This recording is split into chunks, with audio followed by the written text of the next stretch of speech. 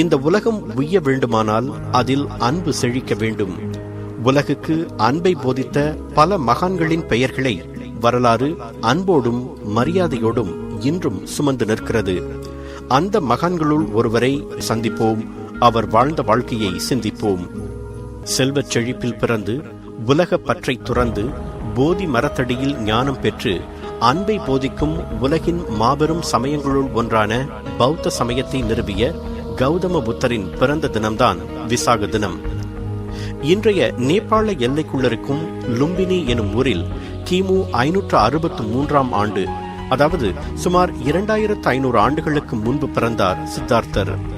அவர் பிறந்தது மே மாதத்தின் பௌர்ணமி தினம். அவருடைய தந்தை கபிலவஸ்து என்ற நகரின் மன்னராக இருந்தவர். சித்தார்த்தர் பிறந்த 7வது நாளில் அவரது தாயார் மகாமயா இறந்து போனார். மகாமயாவின் சகோதரியான மகா பஜபதி சித்தார்த்தரை வளர்த்தெடுத்தார்.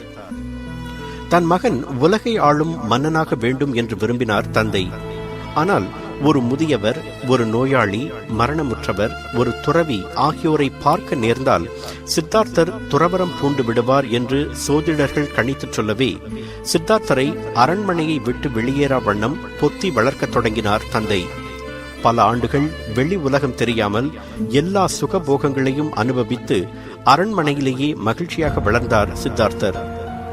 உலகத்தின் துன்பங்கள் அவர் கண்களில் படாதவாறு அவர் பாதுகாத்து வளர்க்கப்பட்டார். 16வது வயதிலேயே உறவு பெண்ணான யசோதராவுடன் அவருக்கு திருமணம் நடந்தது. இல்லற வாழ்க்கையிலும் மகிழ்ச்சியாக ஈடுபட்ட அவருக்கு ராகுலன் என்ற பிள்ளையும் பிறந்தது. அதன் பின்னர் கணிக்கப்பட்டது போலவே ஒரு முதியவர், ஒரு நோயாளி, மரணமுற்றவர், ஒரு துறவி ஆகியோரை பார்க்கும் நிலை சித்தார்த்தருக்கு ஏற்பட்டது. அவற்றை கண்டு மனம் வேதனைப்பட்ட சித்தார்த்தர் உலகின் பிணிகளுக்கும் பிரச்சனைகளுக்கும் என்ன காரணம் என்று ஆழ்ந்து சிந்திக்க தொடங்கினார். துறவரம் பூண்டு உண்மையை உணர விரும்பிய அவர் தமது 29வது வயதில் ஒரு நாள் இரவில் மனைவியையும் மகனையும் விட்டுவிட்டு எவருக்கும் சொல்லாமல் அரண்மனையை விட்டு வெளியேறினார். காவி உடை அணிந்து காட்டில் அலைந்து தெரிந்த அவர் சில முனிவர்களிடம் பாடம் கற்கச் சென்றார்.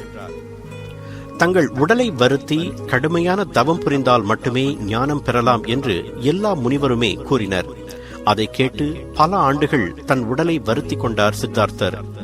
உணவை படிப்படியாக குறைத்து கொண்டு கடைசியில் ஒரு நாளுக்கு ஒரு பருக்கை சோறு மட்டும் உண்ணும் நிலைக்கு வந்தார். உடல் எலும்பும் தோலுமானது. ஆனால் அது போன்ற கடும் துறவால் உடல் சோர்ந்து மூளையும் சோர்வடைவதால் உண்மையை அடைய அதுவல்ல வழி என்று உணர்ந்தார். மீண்டும் உணவு உண்ணத் தொடங்கினார். அவர் வழக்கமாக உணவு உண்ணத் தொடங்கியதை பார்த்த அவரது 5 சீடர்கள் அவர் மேல் நம்பிக்கை இழந்து அவரை விட்டு விலகினர். ஆனால் தான் தேடிய உண்மைகளை கண்டறிய தனிமையில் கடும் சிந்தனையில் நீண்ட நேரங்களை செலவிடத் தொடங்கினார் சித்தார்த்தர். ஒரு நாள் ஒரு பெரிய அத்தி மரத்தடியில் ஆழ்ந்த தியானத்தில் இருந்தபோது தான் தேடிய கேள்விகளுக்கு விடை கிடைத்து விட்டதாக உணர்ந்தார் சித்தார்த்தர். அவ்வாறு ஞானம் பெற்ற போது அவருக்கு வயது 35. அதற்கு பிறகுதான் அவர் புத்தர் என்று அழைக்கப்பட்டார். அவர் ஞானம் பெற்ற இடம் பீகாரில் போத்கயா என்று அழைக்கப்படுகிறது.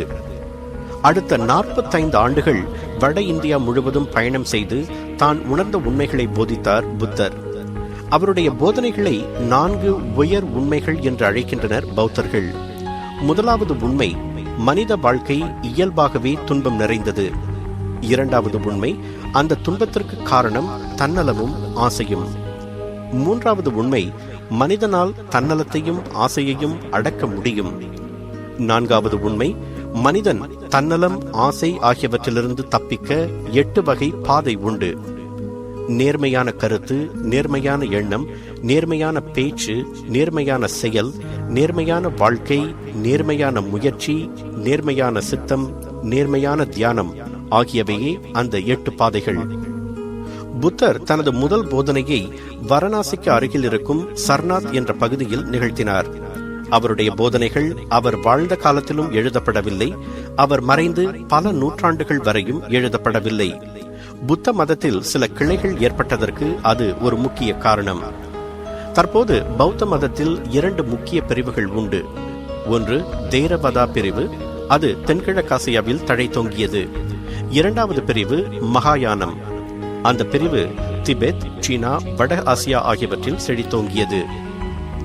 ஆசையே துன்பத்திற்கு காரணம், அறியாமையும் சாதி பிரிவுகளுமே துன்பம் அனைத்திற்கும் காரணம் என்பதுதான் புத்தரின் அடிப்படை போதனை.